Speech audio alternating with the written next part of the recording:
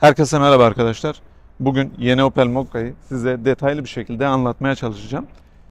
En çok insanın ilgisini çeken şey aracın dış görünüşü. Gerçekten çok hoş bir dış görünüşe sahip. İnsanın gözünü dolduran bir görüntüsü var. Bu çift renk bir araç. Tavan siyah.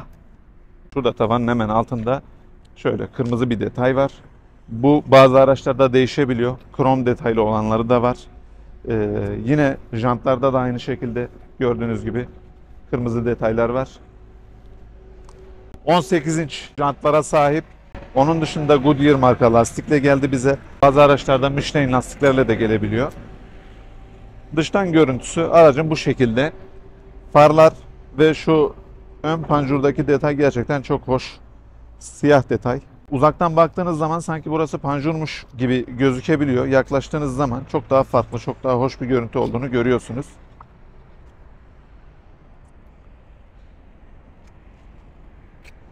Normalde panjuru aslında aşağıda. Bu da acil frenleme sistemine ait radar. Kaput amortisörlü. Yalıtım malzemesi gayet kaliteli. 1.2 litre turbo benzinli 130 beygir motor ve 8 ileri tam otomatik şanzımana sahip. Aracın şu ön camında da şöyle bir detay var. Kamera. Levha okuma ve benzeri işleri bu kamera üzerinden yapıyor. Araç toplamda 3 paketten oluşuyor. Elegance, GS ve Ultimate olarak 3'e ayrılıyor. Levha okuma, şerit takip, kör nokta uyarı sistemi, acil frenleme sistemi ve benzeri birçok özelliğe sahip. Şimdi aracın içine geçiyoruz. Gördüğünüz gibi aracın koltuğu bu şekilde kumaş ve deriden oluşuyor. Bu kısım deri, diğer kısmı kumaş şeklinde. Tasarım olarak aracın içi gayet güzel. Yalnız koltuğu manuel olarak ayarlıyorsunuz. Buradan ve buradan.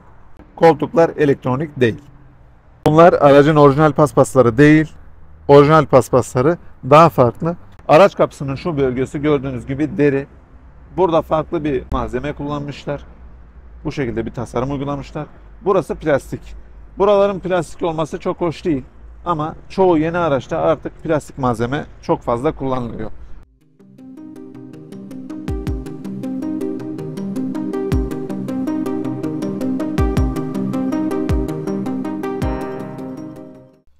Direksiyon Opel'in yıllardan beri kullandığı direksiyon. Burada gördüğünüz gibi hız sabitleyici tuşu, hız sınırlayıcı tuşu ve direksiyon ısıtma tuşu bulunuyor. Hemen sağ tarafta da radyoya ait tuşlar, arama tuşu, onun dışında bir de sesli komut tuşu var. Bu direksiyon yıllardan beri alışık olduğumuz bir direksiyon. Birazcık değiştirmişler. Tasarım olarak gayet hoş olmuş. Bu GS paket bir araç olduğu için bir adet ön tarafta 12 inç, hemen sağ tarafta da 10 inç ekran bulunmakta. Önceki modellerde GS Line modelleri vardı. 2022 yılına kadar Opel'in ürettiği. Onlarda bu ekranlar daha küçük. Ama yeni ürettikleri GS paketlerde bu ekranlar büyük. En düşük paket olan Elegance paketlerde ekranlar daha küçük. Araçta burada güvenlik butonu, uygulama butonu, set butonu, navigasyon butonu, radyoya ait ses butonu yine. Buradan eğer müzik açmak istiyorsanız kaynaklardan seçiyorsunuz. İstediğiniz kaynağı seçiyorsunuz. Mesela burada radyo şu an seçili. Bluetooth'la bağlanmak isterseniz buralar aktif oluyor. Telefonunuzla eşleştiriyorsunuz ve Bluetooth'la kullanıyorsunuz. USB ile de aynı şekilde bağlanabilirsiniz. Ayrıca CarPlay özelliği de bulunmakta. USB ile kablolu bir şekilde bağlanıyorsunuz. Menülerden kısaca bahsetmek istiyorum. Buradan bir araç menüsü var. Burada kör nokta, patinaj kontrol, düşük hava algılama sistemi. Bunları devre dışı bırakıp devreye de alabiliyorsunuz buradan. Onun dışında araç ayarları kısmı var. Burada da konfor, güvenlik, farlar şeklinde 3 sekme var. Bu sekmelerin üçünde de ayrı ayrı işlemler yapabiliyorsunuz. Ayrıca araçta koltuk ısıtma sistemi var. Koltuk ısıtmalarını buradan çalıştırıyorsunuz. Sadece ön koltuklarda koltuk ısıtma var. Bu şekilde butona bastığınız zaman ilk kademede bir daha basarsanız bir alt kademe, bir daha basarsanız en son kademeye iniyor. Yani en sıcak olduğu kademe ilk butona bastığınız anda devreye geçiyor. Klima butonları, arka cam rezistansı ısıtma, aynalara ısıtma ve aracın iç sirkülasyon butonu buralarda bulunmakta. Hemen alt tarafta bir tane USB girişi, Sol tarafta da 12 volt enerji girişi bulunmakta. Burada bir Type-C girişinin olmasını isterdim. Type-C girişinin olmaması bir eksiklik.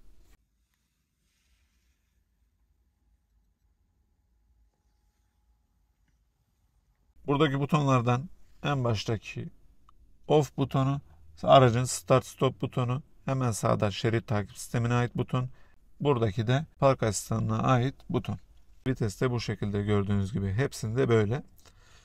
Hemen yanında da Drive Mode butonu var. Bu Drive Mode butonu ise şuna yarıyor. Aracınızı siz sport modda, normal modda, bir de ekonomik modda kullanabiliyorsunuz.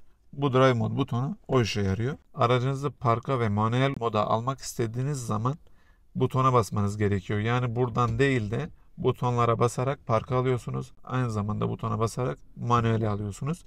Manuele aldığınız zaman direksiyondan vitesi şuradaki butonlarla değiştirebiliyorsunuz. Üst vitese geçmek için sağdaki butona, daha alt vitese düşmek için de hemen soldaki butona basıyorsunuz. El freni butonu da burada arkada bu şekilde. Bu aracın en dolu paketi olan Ultimate paketlerde kablosuz bir şekilde şarj edebiliyorsunuz buradan.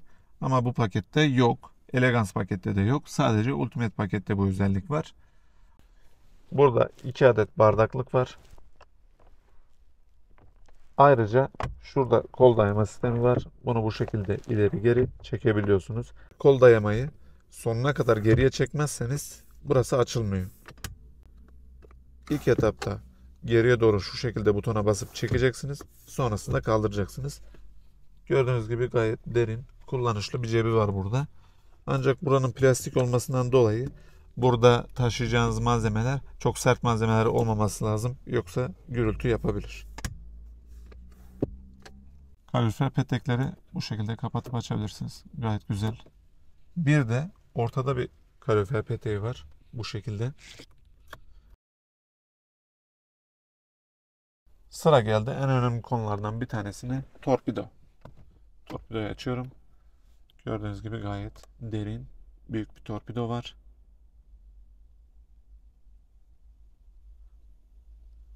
Torpidoda ışık yok. Ama hacim olarak gayet büyük. Her iki tarafta da güneş ışıklarının içinde aynalar var. Aynalarında ışıkları var bu şekilde gördüğünüz gibi. Diğer tarafı da aynı şekilde gösteriyorum.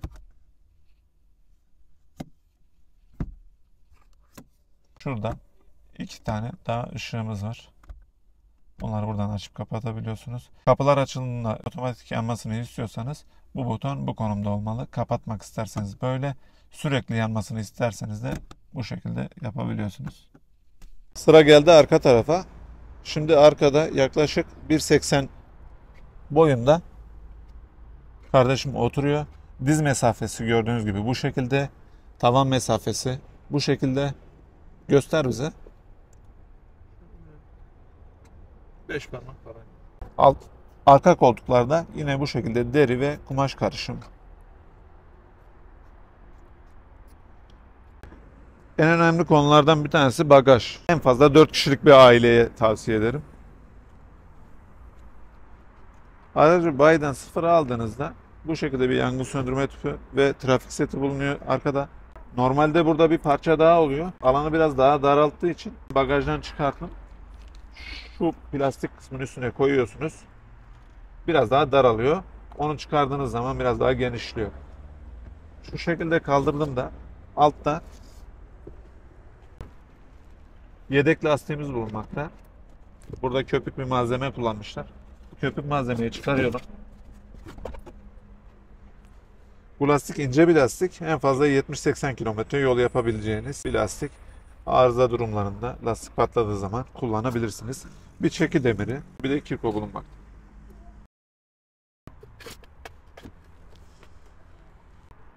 Bagajın boyutu 350 litre büyüklüğünde. Kalabalık bir aileyseniz bagajı çok rahat kullanabileceğinizi söyleyemem.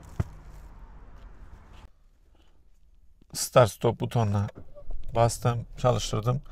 Start stop butonuna bunda biraz uzun basmak gerekiyor. Tek seferde basınca araç hemen çalışmıyor. Bilginiz olsun. Şimdi hareket etmeye başlıyorum. Arkadaşlar, kıyafetten de anlaşılacağı üzere test sürüşü başka bir güne kaldı. Konfor olarak hiçbir endişeniz olmasın. Konfor gerçekten iyi. İçeri ses almıyor. Ciddi bir rüzgar sesi yok. Konfor açısından hiçbir endişeniz olmasın. Gerçekten güzel.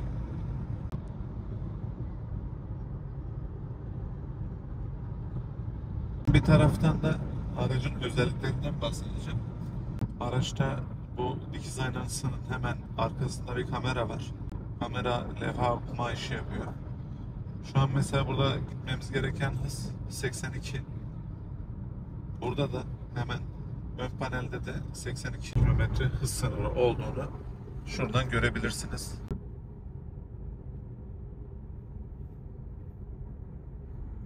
Kör nokta uyarı sisteminden bahsedeceğim. Kör nokta uyarı sistemi, bir araç sizi geçerken devreye giriyor. Görüş açınızda değilse araç, bunu fark etmenizi sağlıyor. Arkadaki araç beni geçerken uyarı sistemi devreye girecek, siz de göreceksiniz.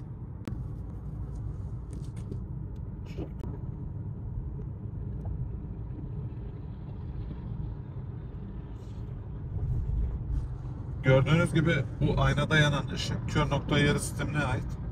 Bu da bahsettiğim güvenlik özelliklerinden bir tanesi. Diğer bir özellik de şerit takip sistemi. Kontrolünüz dışında eğer araç şeritten çıkarsa direksiyon dönüyor. Bunu da zaten hissedebiliyorsunuz. Mesela burada şu an şeritten çıkmaya çalışsam direksiyon hemen şeridin içine doğru yöneltiyor. Kendiliğinden dönüyor. Şu an çıkmıyor zaten. Ben istesem de çıkmıyor. Ekranda da zaten bir işaret çıkıyor. Buradan görebilirsiniz. Yanıp sönen işaret. Şerit takip sistemine ait işaret. Sizi şeridin içine doğru itiyor araba. Araç her çalıştığında devreye giriyor. Eğer çalışmasını istemiyorsanız buradaki butondan kapatabiliyorsunuz. Uzun bir şekilde bastığınızda ışık yanıyor ve devre dışı kalıyor. Start stop özelliği de yine araç her çalıştığında devreye giriyor. Bunu da devre dışı bırakmak için yine buradaki butonu kullanabilirsiniz. Araçta bir de koltuk ısıtma sistemi var. Koltuk ısıtma sistemi şu an en düşük seviyede çalışıyor ama gayet sıcak. Yani muhtemelen 3. seviyeye almaya ihtiyaç duymayacaksınız. En fazla 2'de kullanılabilir. Acil frenleme sistemi var demiştik. Acil frenleme sistemi, bir araca çok yaklaşırsanız ilk etapta sizi bir uyarıyor. Ama buna zaman kalmazsa eğer acilen frenliyor zaten. Burada mesela şu an önümde bir araç var. Ona şu an yaklaştım ve ekranda uyarı veriyor gördüğünüz gibi.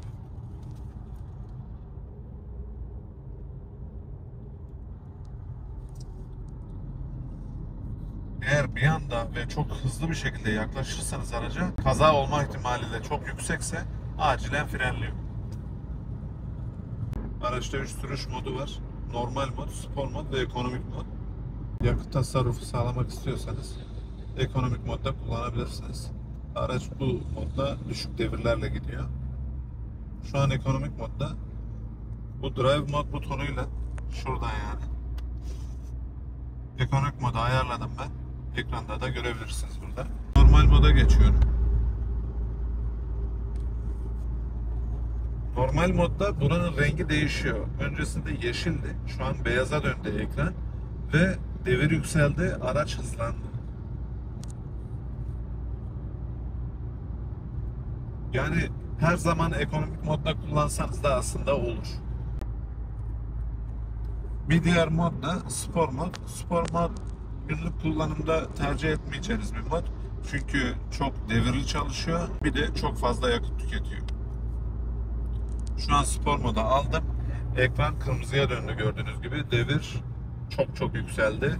Araç birden hızlandı. Şu an yokuş çıkıyorum mesela. Tekrar ekonomik moda geçebiliriz. Direksiyon ısıtmadan bahsetmiştim. Şimdi bir de kullanımını da göstermiş olayım. Buradaki direksiyonda bulunan butona bastığınız zaman şöyle bir ışık yanıyor minik. Direksiyon ısıtma devreye giriyor. Henüz ısınmadı şu an. Isınmaya başladı.